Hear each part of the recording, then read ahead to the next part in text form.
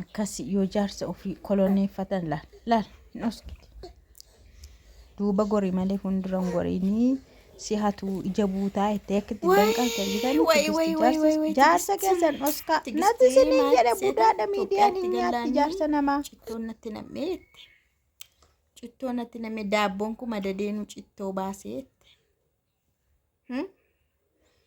Itoophiyaan cittoo namatti naqamoo habiibti akkam tokkummaa itti beektu siree bareedduun qabaadde siree agarsiisteetu asirratti taaptaap koppiliinkii jette. Muudii mashee nutti qabattu koo hin jirreedha bara. Ankan hin jedhu dhirsa kee garuu istee uftamoo akkamii habiibti. Ankan hin jedhu dhirsa kee jechuudha. Amma waan hundumaa agarsiistee kaatee amma alam zexeenyi beektumti. Alam zexeenyi kana hundaa agarsiistee kaatee jaarsa kee istee yoo dhufte ani keessaan qabu laan ittiin gaafatamu. Dhiirri waan tokko koppiliinkiif taaptaabii kana arginaan ishee jedhe baay'ee koppiliinkiif taaptaabii kan jette ishee jedhe kana argee jennaan booda koppiliinkii mataaptaabii sana malee jedhe. Ani riisarchii baay'ee hojjedheera waan ta'eef habiibti. Ansi duran biyyatti gales odeeffannoo baay'een qabaa. Ansi yaaddee jaarsa keeti. Milikkita wayiitti godhidee. Amma horiifaa jechuudha. Naagabaa geessa milikkita itti godhu. Hoolaafa argiteetta qalamii itti diddibu akkasii wal keembanne. Hoolaa mamti adda. Qalamiifaat amma hoolota magaala keessaa fa gabaannaa deemtan qalamii hin qabdu. Akka wal keembanneef qalamii itti diddibu bara. Ani ila bora akka waan tokkotti hin jennee fi milikkita wayiitti godhadhu jaarsa keetti.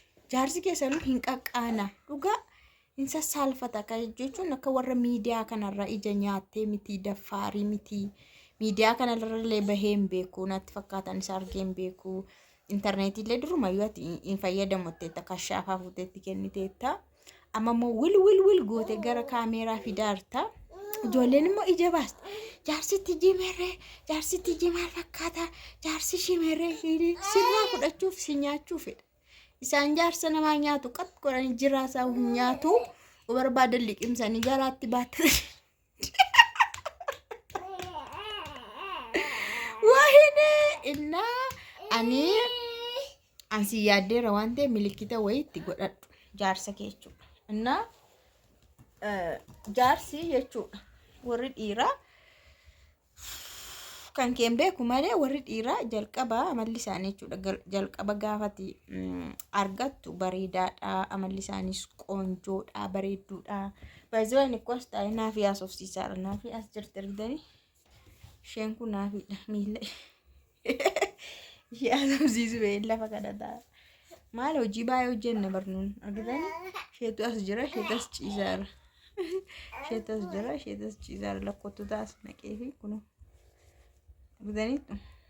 Na asumaan immoo viidiyoo tiijii sana laayifii irratti haasofte tokko ilaaleen isa isheen na dhibdee jechuudha. Waan hundumaa isa isheen dudubbattu kana garuu tiijii gobaziidha dhugaa waaqa argitanii fataa kan jettedha. Waan irratti tokko hin qabu. Hojii hojjettee isheen sirriitti fayyadamteetti. Argitanii tumtiire mana ishii keessayyuu gobaziidha dhugaa waaqa. Mana ishiillee fataa gootee meeshaa hundumaatti galfattee jirti. Baay'ee kan hundaa kan namaa godhu nama yoo qabaatan. Nama qabda taanaan namni kamuu hojjetee koo fataaf godha bara. Ijoollee keenya kan amma isaan rakkisee harka duwwaa isaan hambise maalidha seetan nama dhaban. Nama isa lubbuun kee jiru miti. Nama isa namummaa qabu dhaban. Nama isa lubbuun keessarummaa baay'ee qabu. Obboleessa baay'ee qabu kan lubbuun jiru. Maatii qabu kan lubbuun jiru garuu nama ta'ee kan qoomna garasa jedhan tokko maal isaan kan waan isaan ajajatan isaanii hojjetu. Mana yoo jedhan mana ijaaruu fi lafa yoo jedhan lafa kan bituu fi nama hin qaban ijoolleen keenya. Dhugaa miskiin akka ijoollee madaamii nama azansiisu tokko hin jiru. Isaan amma yoo mana jedhanii mana isaanii argatan, lafa hodhan argatan, mana ijaaraa yoo jedhanii walakkaa gariin immoo maal godhu seetan walakkaa nyaatanii walakkaa kaa'uu fi gatiifaatti dabalanii irratti qabatu ijoollee isaanii irratti qabatanii jechuun amma gama biyya kana keessatti walirratti qabachuun jira. Wal shawwadanii gatii walirratti qabatu.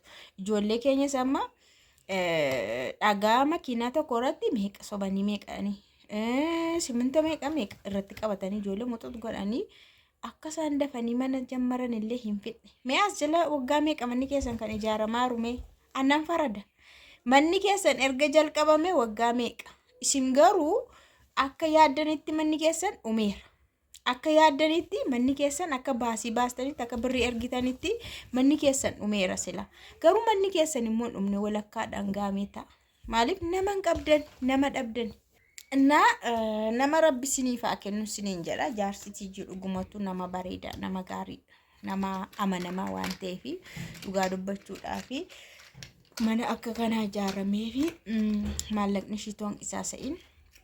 Meeshaalee akkanatti itti guuttattee isheen illee cimtuudha hojjettee jechuudha. Hamma kanaan geessee jechuudha jabduu waan taateef jaarsa kee rabbi barakaa siifaa godhu. Rabbi siifaa eegu siifaa tiksu dhuguma ija miidiyaa irraa immoo siifaa qabu. Atuu hin agarsiisin dhugaa dubbachuudhaaf dhoski. Laal wanti dhoskan hin badu. Waan of duuba kaan hin badu waan ta'eef akkuma of duuba geesse of duuba kaa'e galata godhattee hin agarsiisin. Dhugaasiin jedha bara. Waan miidiyaa kanaa mortuudha nama nyaatu faati isaan hin ta'anii ati immoo dhiistee deemaa jirta waan ta'eef namni ofumaallee yoo hin barbaanne sifaan akka ta'u hin barbaadan waan argee goggoodha bakka namni kun seexanni silaa'u nama keessa goree malee seexanni wayyaa uffatee hin deemu foon uffatee hin deemu seexanni nama keessa deeme kan inaafee namatti ni jedhu namatti ka'a jechuudha. Kanaaf ati immoo tokkoffaa fammasteettaa lamaffaa cimtuudha hojiillee qabdaa. Kana kan sitti inaafne nitti inaafure akkasitti inaafamu beeku akka qabdun si gorsaa rashaa biiftiyan. You know? Ijoolleen keenya immoo jaarsa bareedaa siniif haa kennu, nama siniif haa kennu, nama mana siniif ijaaru, nama sinii amanamu, nama gaafa galtan noorsiin jedhu waan hundumaa qopheesse kan aara isin galfachiisu galtaniisa dhiphatta miti, galtaniisa boossa miti, galtaniisa ammas eessa naqalaata ammas biyya arabaatti hin deebi'a kan isin jechisiisu otoo hin taane nama haala mijeesse waan hundumaa walitti qabee sin eegu siniif haa kennu. Ameen jedha. Ameen jedha. Anamma eebba argachuuf sin eebbisaara. Anamma akkatti garaa korraa fudhennaa sin eebbisu waaqayyoon na eebbisa. You know? Kanaaf sinis. Kanaafuu tiiji congratulationii baay'ee bareeda manni kee dhuga muudiin kees baay'ee namatti tola. Manni kees baay'ee mirxiidha. Siifaa barakatu, siifaa eebbifamu, itti siifaa dabalamu, hojiin kees siifaa milkaa'u. Jaarsa kee garuu gattee irraan turiin kana booda an akka obboleettiitti kan si gorsu immoo akka kanaan duraa kana baay'ee irraan turiin ishii hin ta'u. Dafi kottu ilaali amma kana booda. Yoo si danda'ame immoo ofitti fudhadhu. Warri Dubaay garuu jaarsa nama jalaa hatu jedhanii gadda kanayyuu dhugaa waaqa mucayyoon tokko jaarsa ishiitti dhamaatee fudhatte Dubaayitti. Fudhattee jennaan welcome jaarsa keenya jala deemanii baga nagaan dhufte jaarsa keenya airportii mata arganii ganaa isaan itti iddoon ni jiru yoon arge baga nagaan dhufte jaarsa keenya